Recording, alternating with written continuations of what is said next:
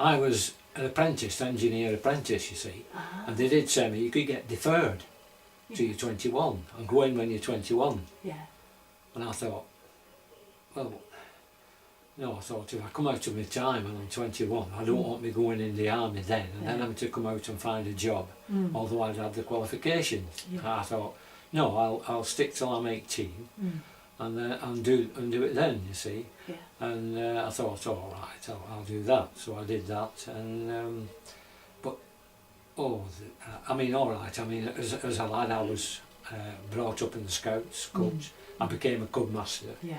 You know, I was all with young uns. You know what I mean? I was always that involved, and my dad and my mother brought me up. My mother was very hard. My dad was.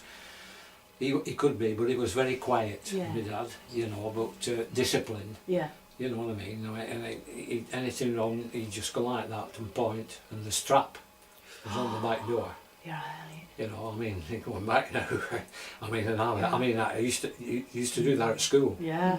You know, I mean, going back now, things like that. Yeah.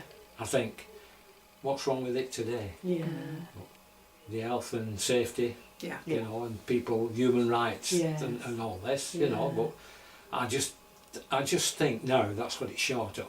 Yeah. They should bring it back. Yeah. 2 years, to do 2 years in the army, because believe you me, the sergeants and we had in the army, soon, you know, brought you down to earth. You know, irrespective of whether you were a little, you know, or you felt you were like this, you see. I mean, there were the lads like that. There were lads who, you know, they'd batter you, you know, and you said a little thing, you see. Yeah. Sergeant, you know. But and then when we went out to Malaya, we went on the boat, and that was a thing in itself. Yeah, but it was an experience. You know, I left Southampton and then went down and went up Bear Biscay. It went past Bear Biscay.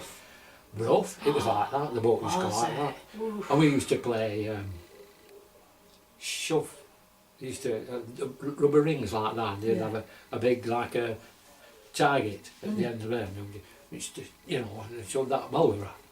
And then you come going like this. Well, we were, I mean, for first 5 days, they did nothing. Nothing. Because nobody, you know, we were sick. Yeah. And one of the lads who came from Falmouth, he knew me. He came. He says, look what I've got here. He said, and he were all right, you know. And he says, look what I've got here. And he pulled this bag and there were all fruit gums, toffee fruit gums. I thought, well, go on then, I'll have one. I put it.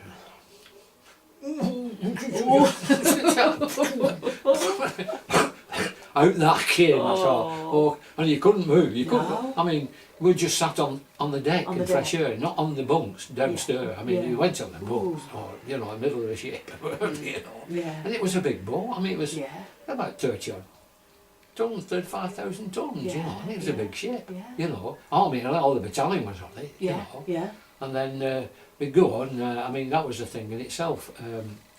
They'd start then, they'd let you recuperate, you know, and then sort of when we did the thing of dumping somebody in the pool when you passed the equator. Yeah. I remember something like that, you know. And then also, Sergeant come to me one and he says, right, hodgkiss, you here, you right, that's it, you 1, 2, 3, report to me in the morning, 5 o'clock.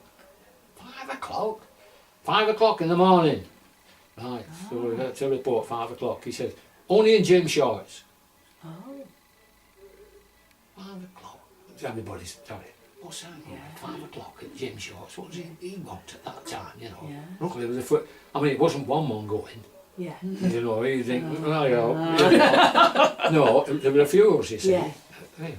So it went in and said, right, into the MO's room, get checked out, weighed, everything, see? Right. You know, what's going on? It came out, says, right, I think I weighed. I was just under 11 stone. I think I was just under 11 stone, 10 stone, I was 11 stone, just under 11 stone. And then there was lads a bit heavier, and then some smaller. He had a list, and he was right. So I said, right, you lads, representing our company boxing team. Oh. What? boxing. Well, boxing, you know, boxing.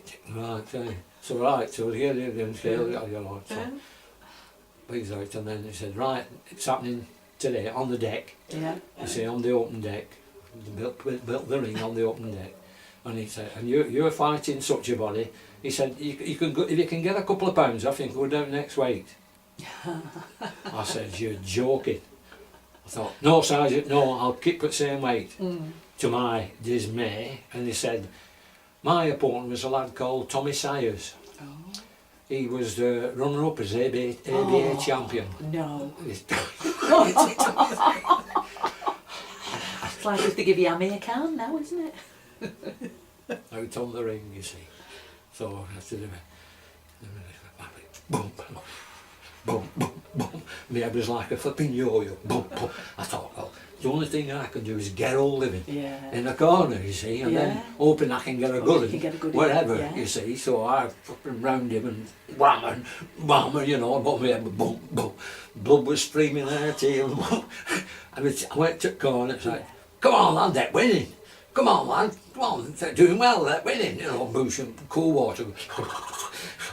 Out again, boosh, boosh, boosh. But then we, you know, we eventually, I mean, we saw places. I mean, we went through like the Suez Canal, and oh, that was horrible. Was it very hot as well? Yeah, it was hot. But I mean, the people in little boats and trying to sell you things, you know, and you went through and horrible things, you know. And then we docked, and I think Suez, I forget the place, we don't know.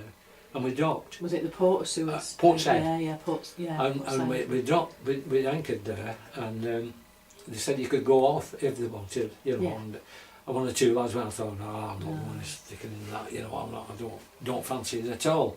And when they came back and said what they'd seen and things like that, I thought, you know, it was horrible. You know. And besides that, I mean, we went through the Suez Canal, and it was open. They'd had the bother with it. You see, because we nearly went and we went through there, and then we went through, and the nicest place was Cape Town. And we stopped at Cape Town, and we saw the table mountain and the tablecloth going on it, and then coming off it, you know. But talk about a clean, you could have eaten off the pavement. But when we got to Malaya, we arrived in Singapore, got in Singapore, and we went to a camp, Saputi camp. But we went to Johor Bahru first, and that was something else what we did there before we got shipped up, and we had to do guard there. Well, I mean, Singapore was natural, neutral sort of thing, and it was, you know, and I mean, that was something else and all. I mean, in Singapore, walking through Singapore, the streets of Singapore, and smelling, eating the food, you know, and all that, you know what I mean? They fried all sorts, you know, everything and anything wild and things like that. But you say, well, the vitamins, they're good for you, you know. But I mean, you're all right, you close your eyes and had it, you know what I mean? But when you look, you know where it's sure. And they do that, they give it you and you know, we're all right, what were it? And then show you after. But then we went to our camp up at Ipoh, Saputi camp at Ipoh. That was like a sort of a town, you know. And they had a camp up there, and that's where we were sent from there, and that's where we used to do our patrol from. You know, I mean, I think the most we ever did was 10, 15 days out in the jungle, you know, looking for a CT and all that, what they call them CT, because they used to train, you know, CT left, CT right, you know. And then I got bundled with the Bren gun. Oh, did you? Which is no fiend in itself, going through a jungle carrying that over your neck, and then I got done again. I got fined. Didn't give me any jankers or give me guard. I didn't throw in the guard. They took it out of my pay. I lost a Bren gun magazine. You know, it's about this long.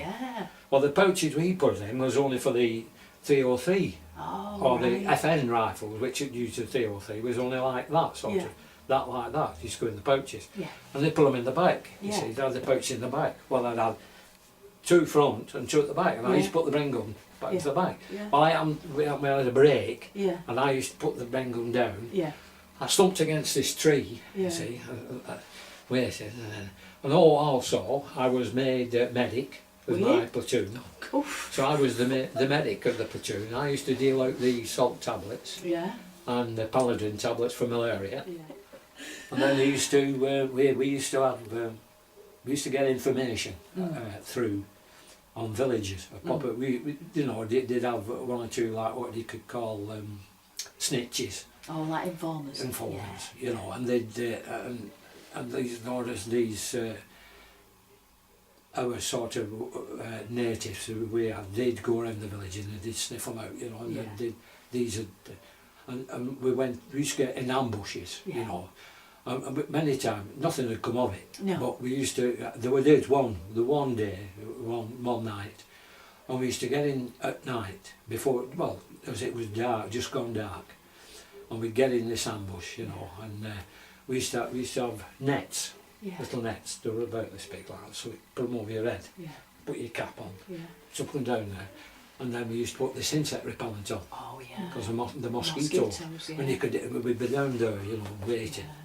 Not a sound, and in that one position, you know, and nothing, waiting.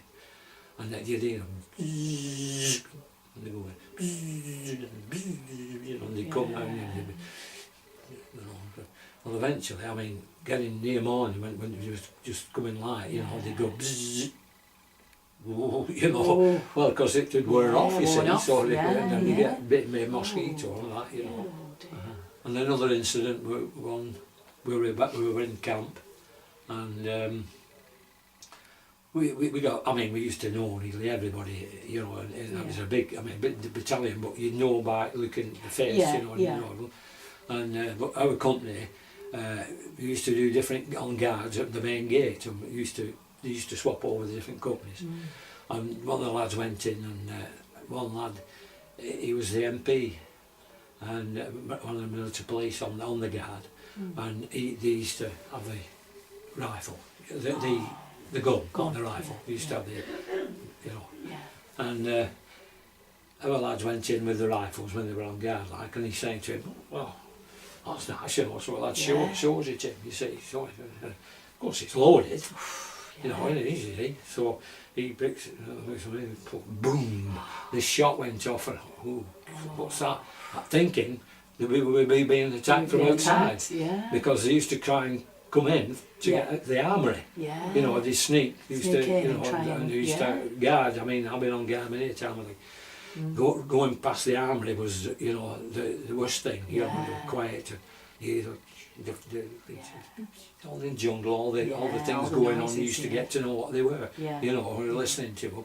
But then okay, they'd use it to correspond to one another. You see, Yeah, of course. like the Indians did in the West. Yeah. You know, Have a code. and this lad got shot, and he went to just under his knee. Oh, did it? Went to here, he got sent home, and I said, "You lucky beggar." Yeah. You know, how lucky can you get? You know. So we went just after Christmas, Yeah.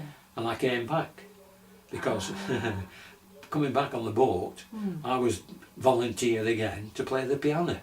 In a band, I couldn't play piano, but I used to go out in on the boat, and I used to play in the naffy. I've got a picture here, and I used to do it by ear. Yeah. And I could knock a tune off, Yeah, you know, yeah. and eventually the lads used to enjoy it in the Yeah. naffy, because I'd play a tune and I'd sing all these songs, you know Yeah. what I mean. But and knowing that the sergeant knew that, so he volunteered me for the band, you see. Well, Right. luckily there were musicians in the band. There were some lad who played trumpet, he played the saxophone, the bass, you know, Yeah. the drums. Yeah. They were so they used to sort of drown me. Yeah. You know, in You odd play along. times, you know, but we used to, and the officers and the wives Yeah. on the board ship and the other passengers, you know, and it was, I think that, I'm not, was it New Year? I don't know whether it was a New Year party or whether it was a Christmas party, but it was sometime at that time of, you know, yeah. And it used to take, what,